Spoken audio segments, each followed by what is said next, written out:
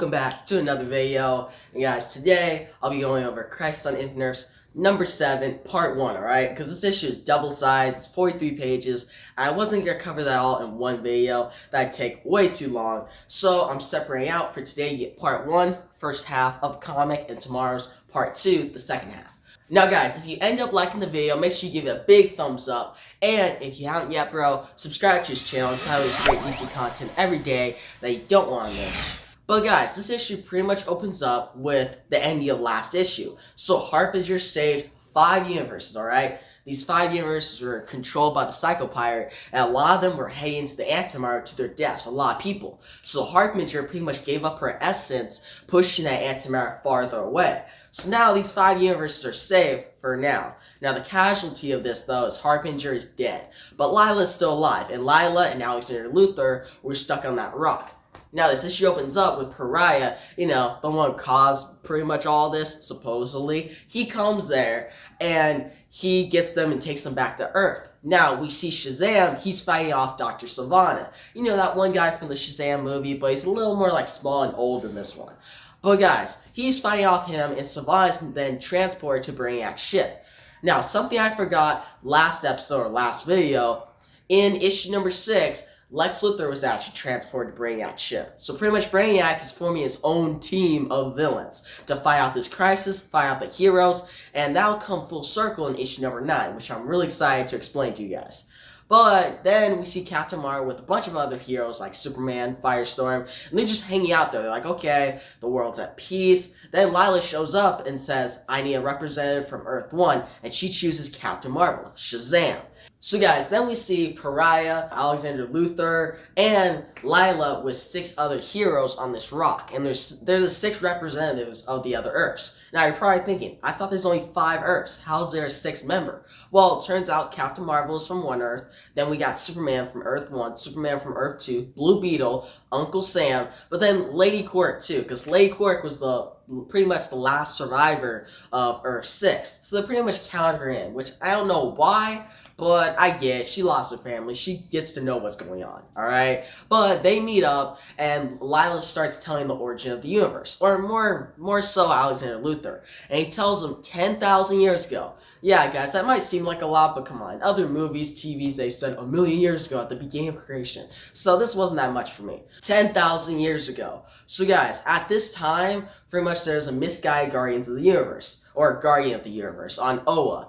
And guys, this Guardian's name was Krona. Krona was trying to figure out the origin of creation, and in doing so, he unleashed the antimatter universe and the positive matter universe, pretty much creating the antimatter and the monitor.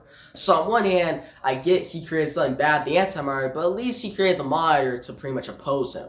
But guys, the Guardians of the Universe were not happy about this. They punished him, they put him on trial, and they made the Manhunters to go after this antimatter universe because they knew it was bad. But the Manhunters went bad, then the Green Lantern Corps had to be made to fight off that. So the Guardians of the Universe are they might be super smart, right? But they keep making problems for themselves. Like they have a new problem, so they make something to fight off that problem, but then that thing comes the problem, then they have to make something else to fight it off. So yeah, guys.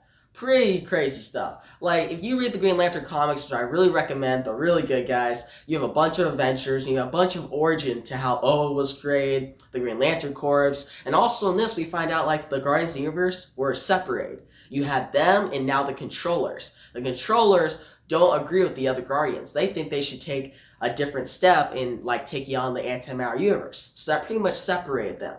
The Anti-Monitor, he was born on Cord, which is pretty much like the doppelganger Earth of Oa. So imagine Oa all nice, and it's a place where the Guardians of the Universe are. Now we got Cord, which is more evil and not so good, alright? And Antimatter was born there, and he pretty much went around the Antimatter Universe, pretty much conquered different Earths and found his army. And that army eventually came the Shadow Demons. And guys, these are the things that the heroes fought off, and pretty much the past 5 issues. Like, not last issue, but the issues before that, a bunch of heroes are fighting them off in different timelines, alright? So this is pretty much their origin to that. Now then we find out Pariah's origin. And guys, actually, I'm skipping over something. We actually have the Antimatter fight out the Monitor. The Monitor pretty much was born on the moon and on the positive matter universe, alright? And guys, they fought out for millions of years until they were hit by an unknown blast, making them dormant. So they weren't really a problem until we got Pariah. And guys, this is Pariah's origin. And he tells his origin very solemnly, like he's sad about it. He pretty much did the same thing that Corona did. Like, he was a scientist, wanted to figure out the origin of creation, and ended up unleashing the antimatter universe and the positive matter universe again. Well, the positive matter universe was already alive, but he unleashed the Monitor and antimatter. So, I don't think Pariah is really, like, smart, alright? In this origin, it says, oh, he was the greatest scientist. All these people praised him because he was figuring out solutions to disease, solutions to everything. Okay, if you're so smart, then why did you not read up on Corona? How did you not know about that? Before going into the origin of creation, try to figure out that, I would at least be like, okay, take a step back. Let me figure out if anybody screwed up on this before, which they probably did. But guys, so that's what happened with Pariah. And Lady Quark, she's pretty mad about this because remember, Lady Quark, her family were killed. And she blames Pariah for this. Because Pariah saved her, but at the same time, he is the one who technically killed her family. So then we get to Harbinger's origin, alright? Now we already know Alexander Luthor's origin, how he was on Earth through the crime sync and stuff, and how his parents, Alexander Luthor and Lois Lane, died and sent him off Superman style on a spaceship, and the Monitor found him. Now Harbinger's story is different. She was pretty much on an Earth that was going to get destroyed by antimatter, and the Monitor saved her. He saw something in her, saved her, raised her, and then she killed her. So yeah, she feels sorry about that. But guys, next we see all these heroes on Earth preparing for the next battle. They know what they have to do next. Because yes, they're safe from the antimatter right now, but it's going to be coming soon. The antimatter is not going to stop until he's conquered everything. So they go to Alexander Luthor. Now, Alexander Luthor has the power of positive matter energy and antimatter energy, alright? So he opens a portal to the antimatter universe, and all these heroes go through it, like 50 heroes. And Pariah leads them. It pretty much is like, you know, from the Bible, where Moses parts the two seas. That's pretty much what Alexander Luthor does this time, but they're not going to a safe place. They're going into a dangerous place, which is the antimatter universe. So, pretty interesting. And guys, Pariah leads them, and all these heroes are going through. Now we shift to another part of the issue. And this is pretty much like a quick cameo. We see the Spectre, and he's thinking about using magic against the antimatter universe, and he thinks he's the one that could beat the antimatter. Now, this is going to come very important in the coming issues, alright? Now, guys, then we shift to pretty much like the halfway point of the issues. We see the heroes arrive in the antimatter universe, and they show up to pretty much the big fortress of the antimatter. It's all stones. It's a bunch of giant stones, alright? They're pretty much stunned by this. Hey guys, that's where I'm going to wrap up the video, because that's pretty much like halfway through the issue. The next half is pretty crazy, right? This is more like the calm before the storm half. And next part of the issue, we have a death of a superhero. We also have